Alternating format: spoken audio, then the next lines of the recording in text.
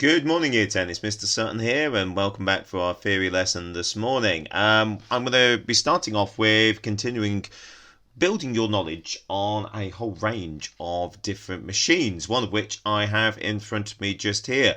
We're going to be looking at sort of milling, drilling, and sort of chucks and drill bits today. So these are the kinds of the machines that are absolutely crucial, and they build on the knowledge that you've already started using the lathe, because obviously a center lathe tends to spin a piece of metal, and what you use is you then use a bit that goes against that metal and cuts it down to size. So it's very much a rotational process, very, very good for making rotational and cylinders and things like that. So it's very good for that type of machining of materials and metals. But if you're going to be trying to machine a surface, for example, making something flat or taking a groove or slot out of something, then a vertical milling machine is absolutely crucial. Now, I've got here an image of this, and I will link to a whole range of machines. I've got a really, really nice video, which I will talk about on my channel, that shows the milling process. It's really satisfying to see how it goes through it. I won't show you that here now, but I will link in the description on the assessment, so you will be able to see that one. What I've done is I've just grabbed an image here, and we can see here a kind of standard vertical milling machine. And on the left hand side, we've got the two main ways that material is taken off. What you have in this is you have a bed just here. You can see this bit just here. This is the bed of the machine. This is where your piece of work, whatever you're working on, actually is placed into the machine. It's connected, bolted down, clamped down to the bed. What you then have is you just here, you have this, you see it's got this guard here and this coolant section. This bit just here is the chuck, or the head of the machine. And what that does is it spins. And as you will see in the video, the chuck holds a milling bit. Now, a milling bit looks very, very similar. In fact, what I'll do is I'll see if I can bring up an image of that, because we've got a number of different bits, and we'll come to these shortly. A milling bit looks very similar to a drill bit that you've probably seen elsewhere.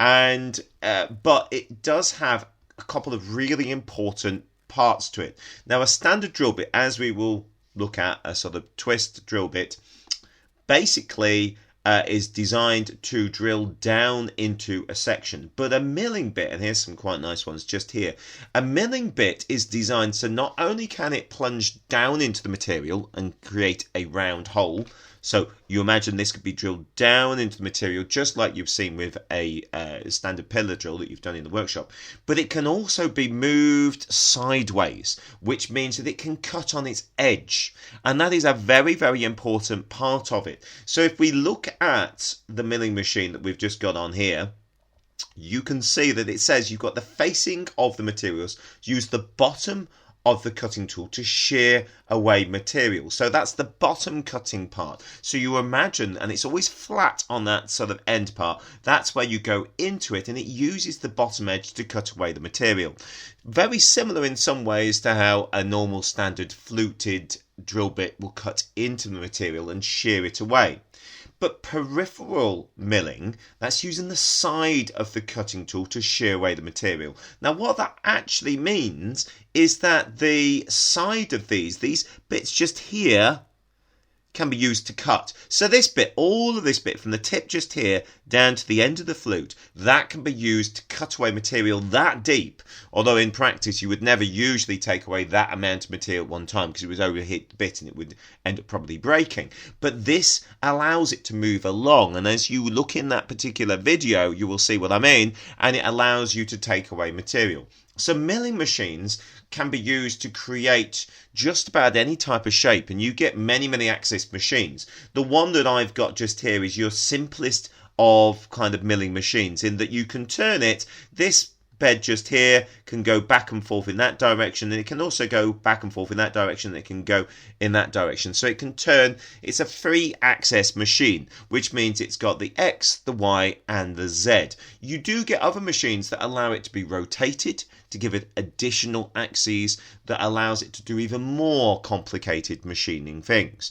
But the ones that you really need to know about is the basic principle that a milling machine allows you to cut away sections. Now what I'd like you to do, and I will talk about the assessment, I want you to get this, basically this diagram, into your booklet, and I'd like you to add a couple of extra sort of annotations onto it, where the chuck is, the head is, and things like that. Feel free as well to go through another diagram, and add a bit more information if you want. But we really need to understand that sort of milling machine and the process that it uses. As I say, that video is a great video that shows all those different bits and pieces, and it's really wonderful to look at, and I will show where those are in a moment, because you can find those if you go on to my YouTube channel, and I will link to these ones, and you go underneath the playlist. I do have all the different ones which are specifically for the tool processes. I've been doing a little bit of work just tidying the playlists up, so the theory sections come into different things. So you've got your material finishes that we've done, and then you've got your tools and processes, and it's also got the metals and things like that. So within the tools and processes one, you will see on here we've got the wood turning, the plastic extrusion, etc, etc, etc, and we've got this lovely one which shows the high speed milling, most satisfying process. Now if I show you what this looks like, and I'll just turn that down because we don't need that, you'll see that this is the two different styles. So you can see at the beginning of that one, let me just take it back to the very beginning, it first of all plunges down into the material, so it uses that end on, so it's chopping away. So you see that's the end on, where it's using the, just in a very similar way that you would do with a standard drill bit. But then this is the side, the peripheral one, and you can see it just goes through it like butter.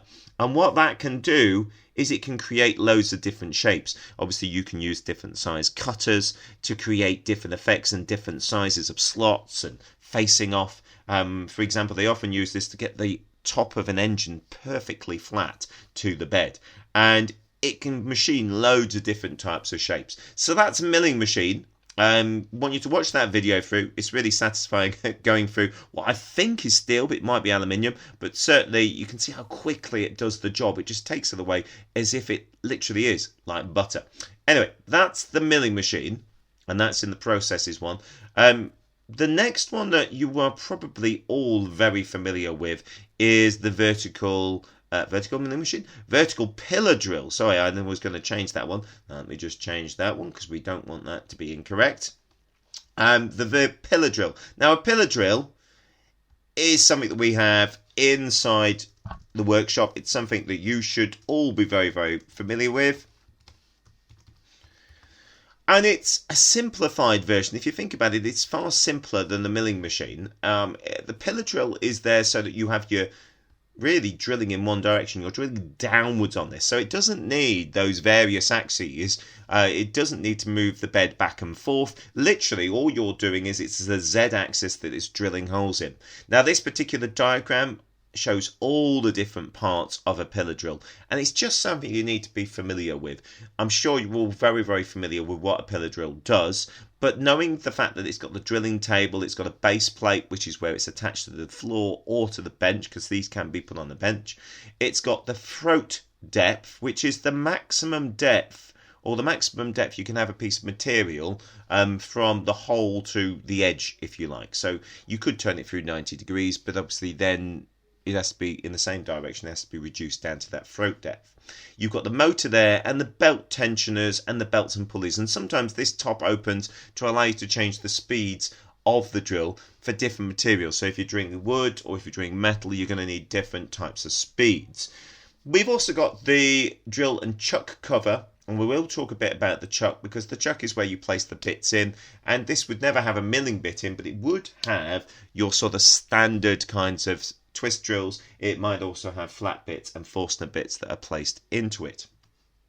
We then have hand drills. Now you'll notice I haven't put any labels on these, because what I would like you to do is either use this PowerPoint and add your own ones, or I'd like you please to find your own images and create your own PowerPoint if you wish. And we've got three different types of what we would call hand drills.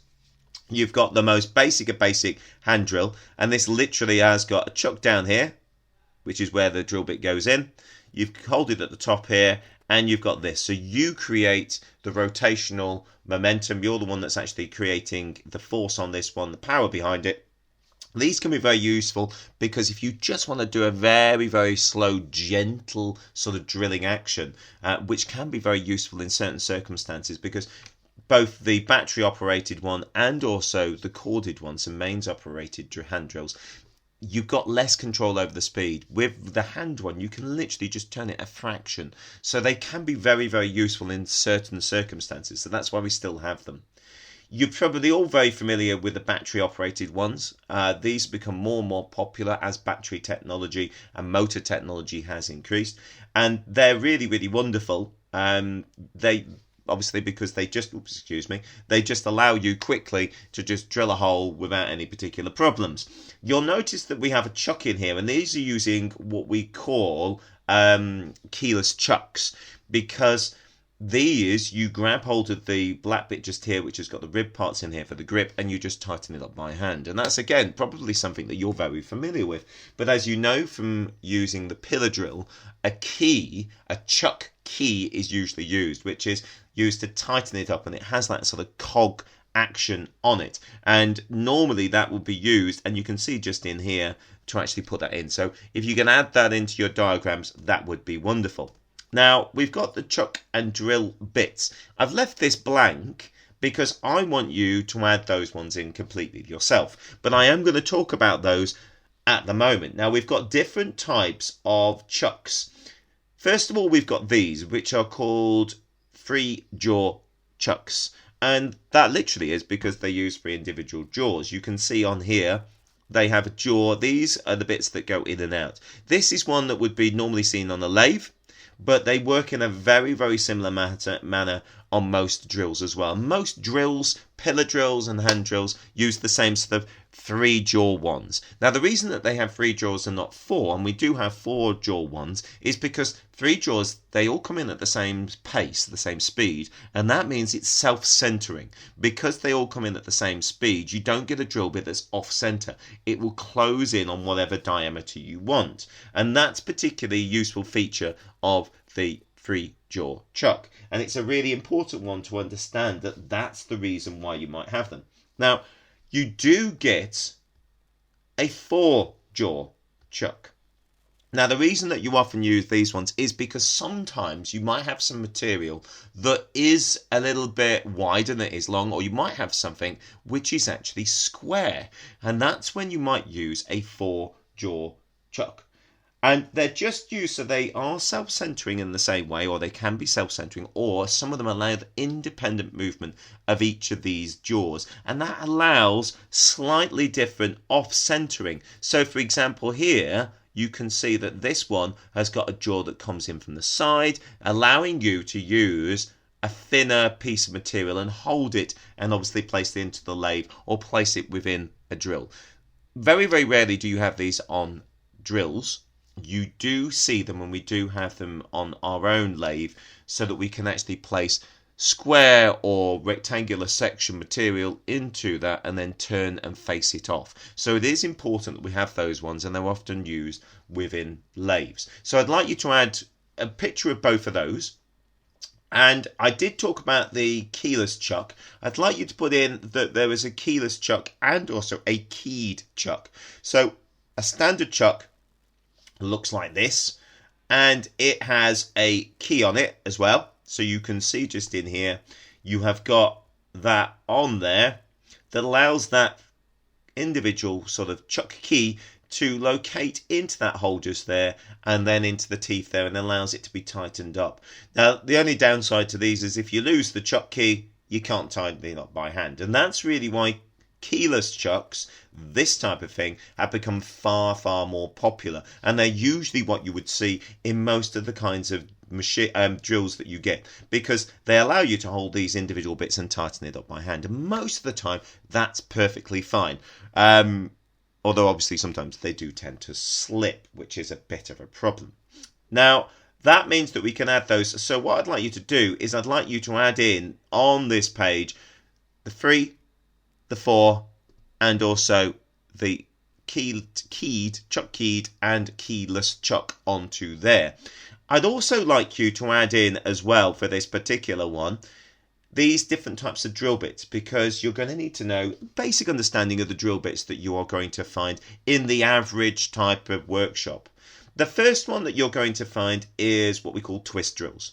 Now, twist drills are the types of things that you usually see. This is a twist drill just here. It's a standard drill bit. And as you can see, not particularly expensive. This one's a fairly large one at 19mm, hence why it's nearly a fiver for these ones. But they're called twist drills because they twist. This is the bit that cuts this part just here. So you can see just on there, you can see the end part. That is where it cuts it. Now, they can't be used like a milling bit and move sideways. They only use for drilling holes with certain size. So this one is 19mm, so it will drill a hole that is 19mm wide in diameter. And they have a maximum sort of depth they can go because they're placed into the chuck at the end here. This is part of the flute. Sometimes this is completely flat. Because this is a larger one, it does have this kind of step placed into it, but most of them are just flat, as you can see on here, and they come in a range of different sizes. If we then think about a masonry bit is slightly different, and it has a slightly different head to it. So if you look at the head on this one, it has got this kind of strange sort of part on the head. Now, these are used because masonry, that is brick, plaster, stone, that type of thing, is harder than metal and also needs a different type of action in order to gouge it and take it away. So a masonry bit, although it is fluted in the same way, the actual end of it is different, and you cannot compare the two. You can't use a masonry bit on a piece of metal and vice versa, or they will just blunt and it will just be horrible. They'll overheat and it'll be dreadful. So knowing the correct drill bit for the work you're doing is really important. So a masonry bit drilling into walls. So if you're ever going to have to put a shelf up, that's the one you want. But if you want to drill into some wood, you're going to want to have the standard sort of twist drill. We also have flat drill bits. Now, flat drill bits, and here's a good example here on good old Screwfix. These are a little bit stranger. They tend to have this little point just here. They're normally found in woodworking workshops, and they're used to drill larger diameter holes into wood. So they're particularly good when you want something that's a bit bigger, because you can imagine a normal twist drill of that sort of size is going to be really, really difficult to use and would be quite expensive. So a standard flat bit is used when you want a bigger hole, usually, and you want to make sure that you're drilling it, and you don't want to have a massive, great big drill bit that's not going to be able to fit into a standard drill. So they're used in those, not to be used on metal, and they are fairly large if you want to use them on larger holes, but they should never be used on metal because, again, they just do not work. They're really for when we're doing it purely with timber. And then finally, we have got something called a Forstner bit. Now, a Forstner bit, again, is used for when you want larger holes in things. It's got quite an interesting array of teeth at the bottom. You can see it's almost a complete circle. It has two kind of blades. It has the central point that's the central location point. It has these blades just here and these that rip around the sides. They are very much, again, used for woodworking as well. And they are to cut blind holes where a drill cannot go. So they're useful for things like hinges or different types of furniture with doors. And they come in larger diameters than your standard ones. Again, they're generally used on wood. They can be used for plastics, but they certainly cannot be used with metal. So you can see something like this. It would drill down into it. So they're very, very useful for putting locks and other sort of areas into wood when you need those. And you can be used to create a circle that doesn't go all the way through the material. It doesn't have to go all the way through. And they tend to be a lot more reliable and do a cleaner cut than your standard flat drill bit, but they are more expensive. So those are the different types of machines and drill bits. So what I'd like you to do, the first one is already done. You might want to add a few more to that. The pillar drill is already there as well. I want you to add a few little captions to that to talk about the drill bits there and where the battery holder is and the cable, just so you've got a bit about hand drills. And then finally, I'd like you to do the chucks and drill bits. You need the 3 individual chucks. That's the 3-jaw, 4-jaw, and keyed and keyless, so actually 4 chucks, and then the different types of drill bits as well. If you can't get those all on one slide, by all means go to the next one. Get those printed out and into your book, and that means we've covered all different things about the standard sort of milling and drilling section of the book, and we'll have a look at hand tools next. Hope that's all nice and clear for everybody. Take care, and I will speak to you all soon.